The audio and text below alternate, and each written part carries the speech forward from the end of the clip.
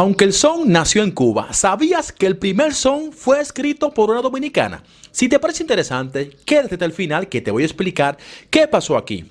Según dato, el son se originó en Cuba a finales del siglo XIX, con una mezcla de tradiciones africanas y españolas.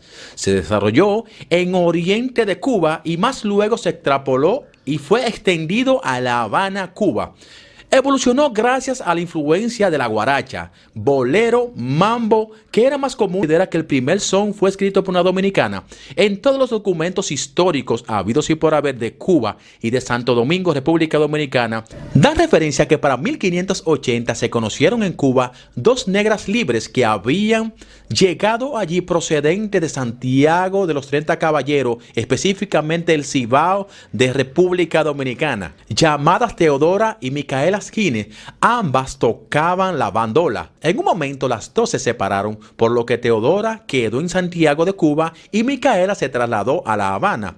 Las hermanas Gines formaron parte de los primeros grupos de músicos que en aquellos tiempos concurrían siempre en las fiestas de particulares a la solemnidad religiosa. Teodora duró largos años viviendo en Santiago de Cuba y su nombre se hizo popular para aquel momento.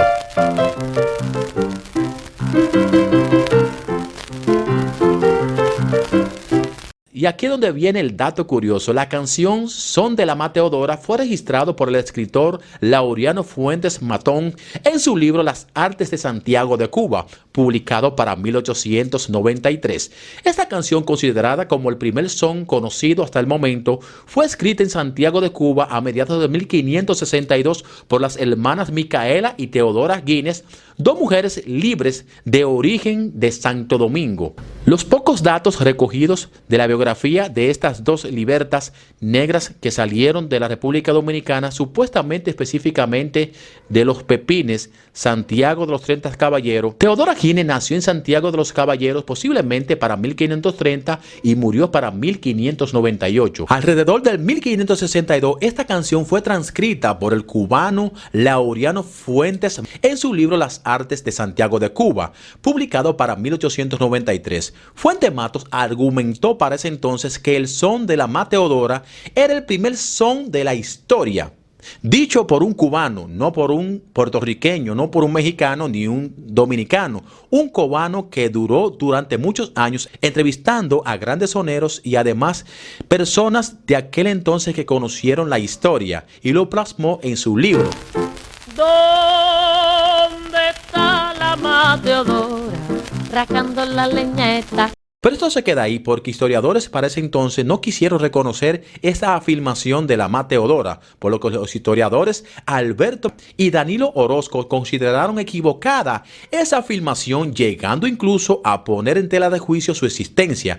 No obstante, el son de la Ma Teodora, reproducido por el cubano Laureano Fuentes para 1893, están presentes las características generales del son cubano, como por ejemplo los diálogos entre el solista y el coro. Pero por lo tanto, cuando hablamos científicamente de un dato, tenemos que hablar de estos fragmentos que estamos viendo a continuación, que son pruebas fehacientes de lo que el historiador y escritor cubano plasmó para que todo aquel considere como este el primer son hasta el momento. No hay otro fragmento de otra canción que fue escrita anterior a esta hasta el momento de este video, a menos que algún cubano lo tenga guardado por ahí. Pero esto es lo que ha trascendido a nivel internacional cuando se habla de lo que es la historia del son, que hay que recalcar que es un género que sí nació en Cuba, y eso también está en tela de juicio por historiadores dominicanos que consideran que ya ese tipo de música se estaba tocando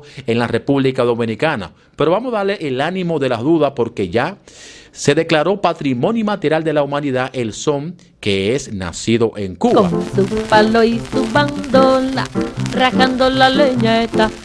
Para continuar dando datos sobre el origen del son cubano, para 1892, el tresista pacaroense de ascendencia haitiana, Nené Manfugas, es quien lleva el son de los montes a los carnavales de Santiago de Cuba. Se cree que el son llegó al oriente de La Habana para 1909, traído posiblemente por los soldados del Ejército Permanente. El Cuarteto Oriental, creado para 1916 y que en el 1918 se convirtió en el Sexteto Habanero, estableciendo el formato de las bandas de son en lo adelante.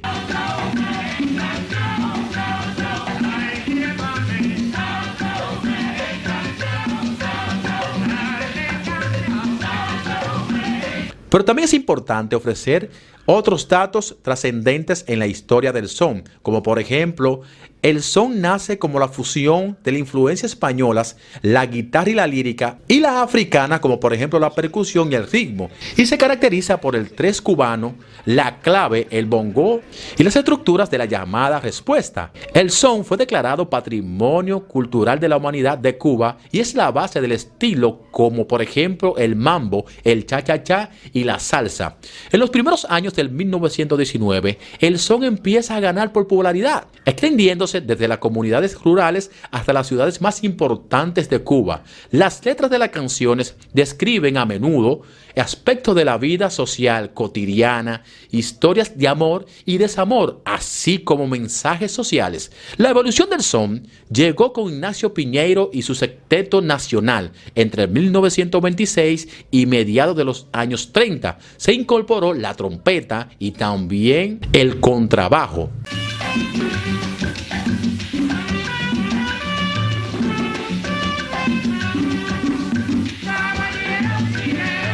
Para esos años, mediados del 1920-1940, el son ya toma una posición de éxito total y escuchado en los salones, teatros y centros de la alta sociedad. Es donde entra el momento de fama para varios grupos soneros, como por ejemplo el Tío Matamoros y el ya mencionado Sexteto Nacional de Ignacio Piñeiro.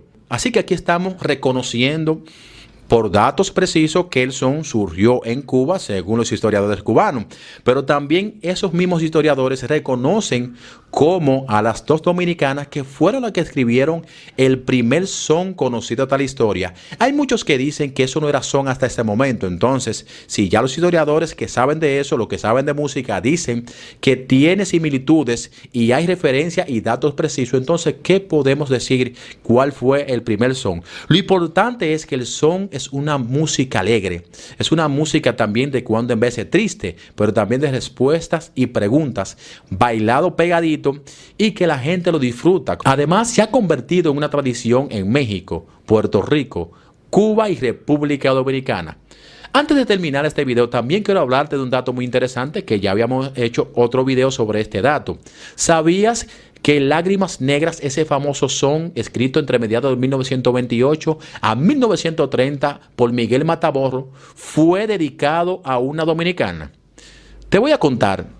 En un viaje que Miguel Matamoros hizo a Santo Domingo y durante su estancia se hospedó en el hotel de la señora Luz Saldaña. Allí el músico escuchó el llanto de una mujer en una de las habitaciones y como ella no paraba de llorar, Miguel preguntó a doña Luz que qué le ocurría a esa dama. Ella le contó que el llanto de la mujer venía porque su enamorado la había dejado la noche anterior por otra. Esta historia de sufrimiento y dolor y desconsuelo le sirvió a Miguel Matamoros para escribir Lágrimas Negras. Esta canción, Lágrimas Negras, fue interpretada por primera vez para 1930 por Miguel Matamoros, Ciro Rodríguez y también Rafael Cueto.